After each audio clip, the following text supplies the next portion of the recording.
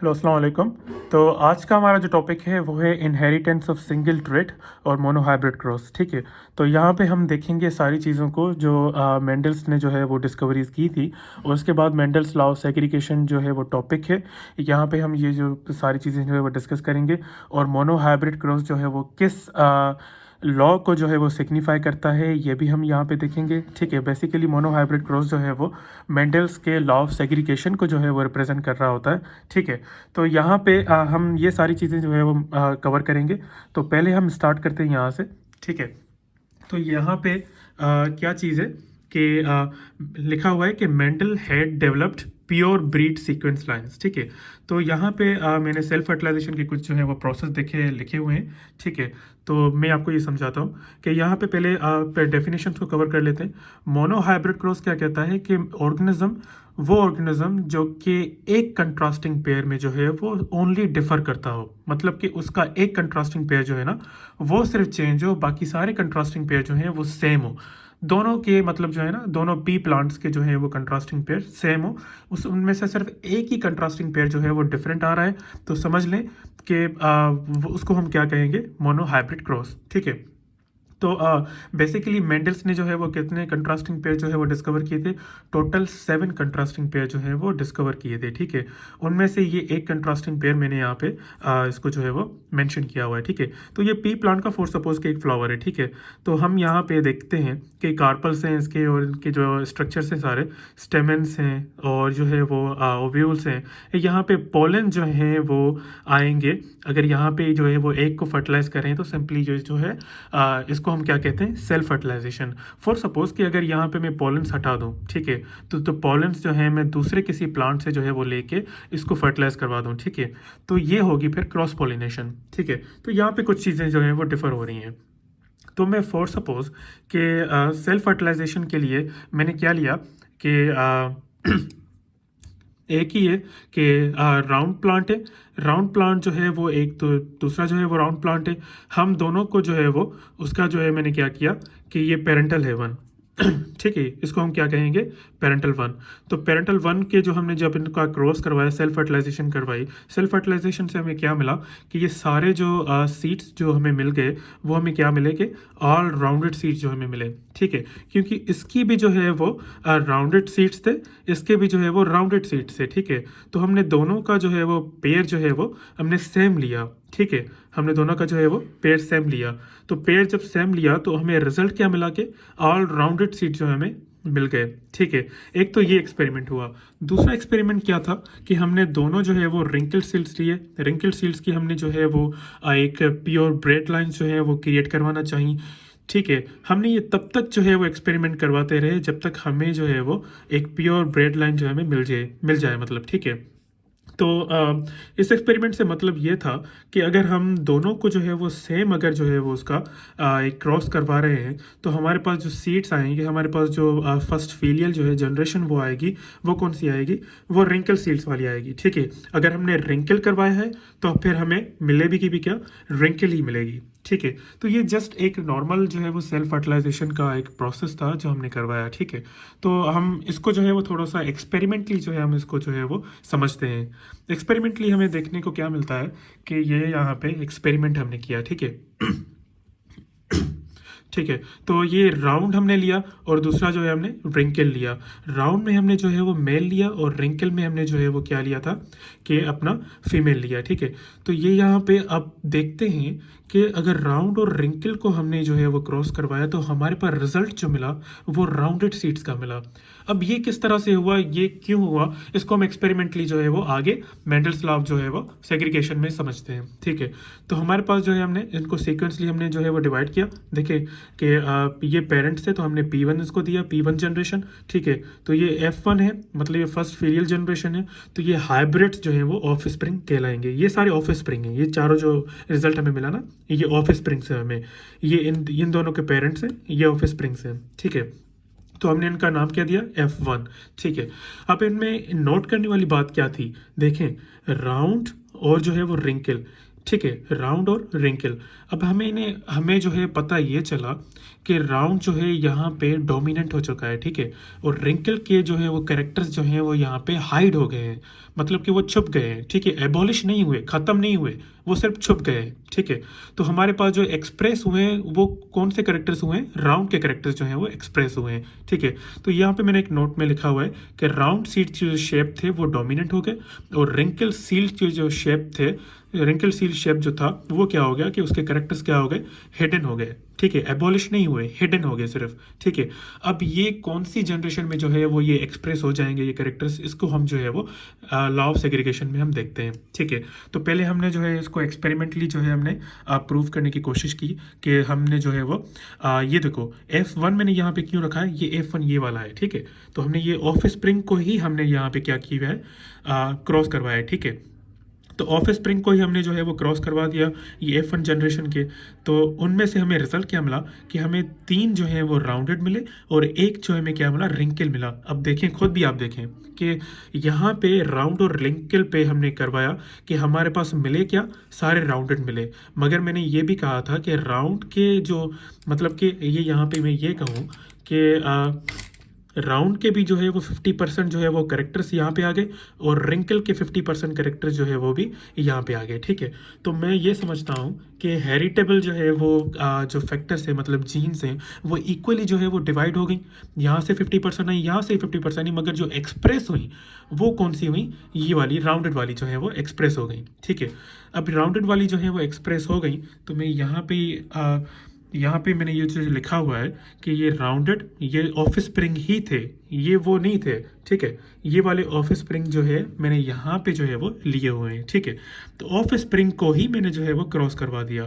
Of spring को जब मैंने क्रॉस करवा दिया तो मैंने आपको पहले ही बताया कि ऑफ स्प्रिंग के पास दोनों करेक्टर्स जो हैं वो अवेलेबल है। फ़र्क इतना है कि राउंड वाले जो हैं वो डोमिनेंट हो गए, और जो रिंकल वाले थे वो क्या हो गए कि हिडन हो गए। मगर देखें कि जब F2 जनरेशन जो है वो प्रोड्यूस हुई तो हमें पता चला कि 3 जो है वो राउंडेड वाले स्ट्रक्चर हमारे पास आ गए, और एक हमारे पास कौन सा आ गया, ये रिंकल वाला। तो हमें ये पता चला कि हमने जो F1 जनरेशन जब हमने जो है क्रॉस करवाया, तो F1 जनरेशन का जो उसके क्रॉस करने के बाद जो F2 जनरेशन बनी, उसमें से जो है वो एक जो है वो उसका जो करेक्टर है वो शो हो गया, मतलब कि रिंकल का करेक्टर जो है वो शो हो गया, ठीक है। तो ये यहाँ पे मैंने रेशो उसका बनाया हुआ है कि रेशो में 75% देखें ना, 25%, 25%, 25%, तो ये कितने हुए, 75%। 75% मतलब रेशो कितना किसका आया, राउंड का आया, और 25% ये रहा। 100% रेशो मैंने उठाया हुआ है, ठीक है। तो ये 75% जो है वो हो गए, ठीक है। और ये कितना हुआ, 25%। तो 25% हमें कौन सा मिला, रिंकल मिला, ठीक है, F2 जनरेशन में। और ये यहाँ पे इसको भी हम इस तरह समझ सकते हैं कि 3:1, ठीक है। तो सिंपली इसमें ये हम कह सकते हैं कि एक्सपेरिमेंट के दौरान हमें ये पता चला कि राउंडेड और रिंकल के जो कैरेक्टर्स हैं वो जनरेशन में मतलब कि वो ट्रांसफ़र तो हो रहे हैं, मगर उसमें से कोई एक ही जो है वो कैरेक्टर जो है, मतलब एक ही पेरेंट का जो है वो कैरेक्टर जो है वो डोमिनेंट हो रहा है, ठीक है। तो रिंकल का हो रहा है या फिर राउंड का हो रहा है। तो यहाँ पे हमने देखा कि वो राउंड के कैरेक्टर्स जो हैं वो डोमिनेंट हो रहे हैं, ठीक है। तो राउंड के कैरेक्टर्स जब हमने F2 जनरेशन बनाने की कोशिश की, तो फिर हमें ये पता चला कि रिसेसिव जो कैरेक्टर हो गया था कि फर्स्ट पेरेंटल में जब रिसेसिव रिंकल कैरेक्टर में जब रिसेसिव हो गया था, जो हिडन हो गए थे, जो हमें F1 जनरेशन में नहीं मिले, वो F2 जनरेशन में जो है हमें वो उसका करेक्टर जो है वो एक्सप्रेस हो गया, मगर रेशो के हिसाब से एक्सप्रेस हुआ, ठीक है। 75% राउंड का बन गया और 25% किसका बना, रिंकल का। अब हम इसको जो है वो एक चार्ट बॉक्स के हिसाब से जो है हम इसको समझते हैं कि किस तरह से जो है वो रिंकल का एक क्यों बना और राउंड के जो है वो 3 क्यों बने, ठीक है। हम इसको जो है वो एक्सपेरिमेंटली और ज़्यादा जो इसको समझने की कोशिश करते हैं, ठीक है। तो यहाँ पे उम्मीद है कि आपको इतना तो समझ आ गया होगा। अब इसमें जो है हम मेंडल लॉ ऑफ सेग्रीगेशन को जो है हम डिस्कस करते हैं, ठीक है। तो यहाँ पे मेंडल्स लॉ ऑफ सेग्रीगेशन है। मेंडल्स लॉ ऑफ सेग्रीगेशन में हमें कुछ पोस्टुलेट्स दिए गए हैं, उन पोस्टुलेट्स को पहले हम डिस्कस कर लेते हैं। हाइपोथेसिस हैं, ठीक है। तो इनको हम देखते हैं कि क्या कहता है। इंडिविजुअल जो है इनहेरिट करता है 2 कॉपीज़ ऑफ हेरिडिटी फैक्टर्स को, मतलब जीन्स को, ठीक है, फॉर ईच करेक्टर, ठीक है। तो ये यहाँ पे देखें कि ये मैंने 2 छोटे छोटे क्रोमोसोम बनाए हुए हैं, ठीक है। तो ये यहाँ पे मैंने देखो एक ब्लू का किया हुआ है और एक जो है वो मैंने ग्रीन किया हुआ है। तो ये आपको समझ गए होंगे कि एक राउंड है और एक रिंकल है, ठीक है। तो आप कोई सा भी यहाँ पे अगर राउंड और रिंकल आप नहीं रखना चाहते तो कोई और रखना चाहते हैं कंट्रास्टिंग पेयर तो आप रख सकते हैं, ठीक है।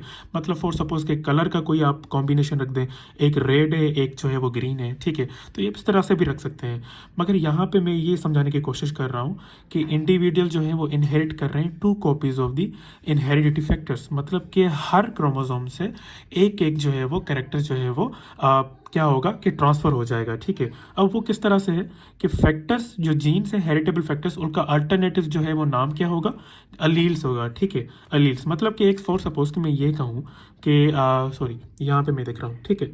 ये यहाँ पे जो है वो मैंने एक क्रोमोसोम बनाया हुआ है, ठीक है। अब यहाँ पे क्रोमोसोम में एक जीन मैंने ये बनाई हुई है, ठीक है, और एक जीन जो है मैंने ये बनाई हुई है। तो जब पेयर बनेगा ना, तो जब ये पेयर बनेगा तो पेयर में हम ये कह सकते हैं कि ये हम पेयर को हम फिर क्या कहेंगे, अलील कहेंगे, ठीक है। मतलब कि फिर हम इनको जो है वो जीन नहीं कहेंगे, ठीक है। जीन इनका नाम बेसिकली है, ठीक है।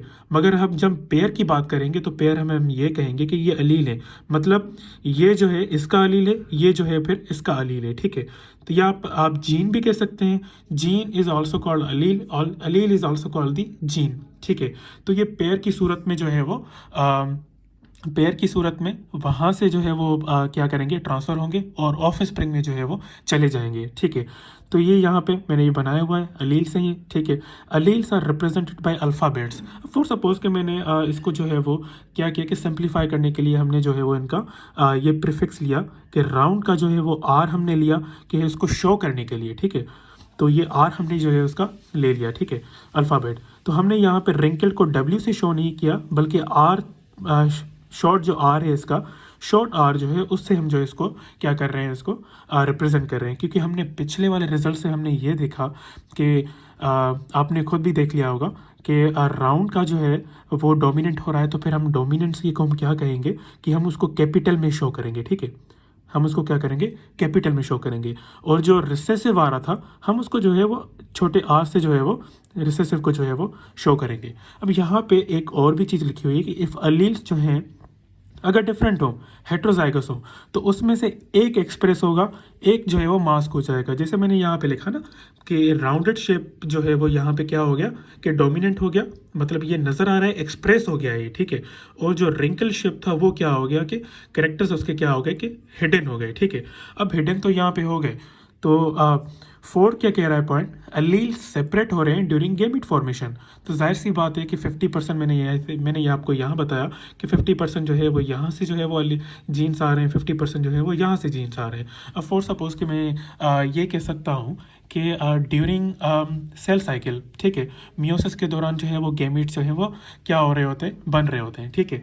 तो गैमीट्स में क्या होता है कि क्रोमोसोम नंबर जो है वो हाफ हो जाता है ना, 2n से क्या हो जाता है कि n हो जाता है, हैप्लॉइड हो जाता है, ठीक है। तो ये हैप्लॉइड होने की वजह से कि यहाँ पे एक प्रोसेस हो रहा है कि हाफ जो जीन्स हो रही हैं वो यहाँ से आ रही हैं, हाफ जो जीन्स होती है वो वहाँ से आ रही हैं, ठीक है। फिर आगे चल के जब जाइगोट बनता है तो ऑब्वियसली आपको पता होता है कि 23 जो है वो क्रोमोसोम्स कहाँ से आ रहे हैं, वो स्पर्म के मेल से आ रहे हैं, और 23 क्रोमोसोम जो है वो एक के जो है वो फीमेल से आ रहे हैं। तो दोनों की जो है वो क्या हो रही है, कॉम्बिनेशन हो रही है, मतलब कि दोनों की जीन्स जो है वो कंबाइन हो रही हैं। कंबाइन होने के बाद एक 2n जाइगोट बन रहा है ना। तो ये यहाँ पे भी जो है वो सेम चीज़ें जो है वो डिफ़र हो रही हैं, ठीक है। तो अब यहाँ पे देखें कि एक्सपेरिमेंटली हम इसको जो है वो किस तरह से जो है हम इसको बना सकते हैं। एक्सपेरिमेंट में मैंने ऑलरेडी जो है यहाँ पे करवाया हुआ है, ठीक है। अब इसको थोड़ा सा जो है वो चार्ट बॉक्स में समझने की कोशिश करते हैं कि राउंड जो है यहाँ पे डोमिनेंसी ये राउंड की वहाँ से मतलब यहाँ पे क्यों हुई, और यहाँ पे जो है वो डोमिनेंसी जब ये यहाँ पे जो है वो 3 राउंड्स की हो गई और एक जो है वो रिंकल हो गया, ठीक है। तो ये यहाँ पे किस तरह से हुआ, ठीक है। उसको हम थोड़ा सा चार्ट बॉक्स में हम समझने की कोशिश करेंगे, ठीक है। तो ये यहाँ पे देखें कि ये मैंने मेल उठाया हुआ है राउंडेड वाला, हम इसको जो है वो दोनों आर से शो कर रहे हैं, और फीमेल का जो है रिसेसिव हमने बनाया हुआ है, तो फिर हमने शॉर्ट जो है वो लेटर से हम इसको शो कर रहे हैं डबल आर से, ठीक है। हम इसका जब हमने क्रॉस करवाया तो हम अब चार्ट बॉक्स में आप खुद देख सकते हैं कि ये मैंने जो है वो क्या बनाया हुआ है कि ये मेल का जो है पैटर्न बनाया हुआ है। ये जो मेल का पैटर्न है देखें आपको, मेल का पैटर्न है, और ये जो है हमने रिसेसिव जो है हमने फीमेल का पैटर्न उठाया हुआ है, ठीक है। तो हमने इसको जब हमने मल्टीप्लाई करवाया, तो हमने जब इसको क्रॉस करवाया, देखें कि आर को हमने आर से क्रॉस करवाया तो फिर हमें जो है वो रिजल्ट क्या मिला, आर आर। ठीक है, यहाँ से फिर हमने जो करवाया फिर हमें वही रिजल्ट मिला, ये भी हमने जो है वो फिर हमें वही रिजल्ट मिला, और इसको हमने चौथा जो हमने करवाया वही हमें रिजल्ट मिला। तो आप खुद अब इसमें देख सकते हैं कि हमारे पास डोमिनेंसी किस चीज़ की बनी, डोमिनेंसी हमारे पास किस चीज़ की बनी, इस आर की। ये यहाँ पे हर मतलब कि एक सेगमेंट में भी आर की बनी, दूसरे में भी आर की बनी, और तीसरे में भी हमें आर की बनी, और चौथे में भी हमें आर मिला। ठीक है, और जो आखिरी जो करेक्टर था वो वहाँ पे क्या हो गया, रिसेसिव हो गया, हिडन हो गया, ख़त्म नहीं हुआ। देखें ये चीज़ें ख़त्म नहीं हुई, एबॉलिश नहीं हुई ना, ये यहाँ पे हिडन हो गई हैं सिर्फ। ठीक है, ये हिडन तो हो गई हैं, मगर हमें मिला कौन सा, हमें मिला ये आर कैपिटल। तो हमारे पास जो ऑफ स्प्रिंग्स आएंगे वो हमारे पास कौन से आएंगे, राउंडेड वाले आ जाएंगे। ठीक है, तो हमने क्रॉस में चार्ट बॉक्स में हमने समझने की कोशिश की कि हमारे पास राउंड आए कैसे।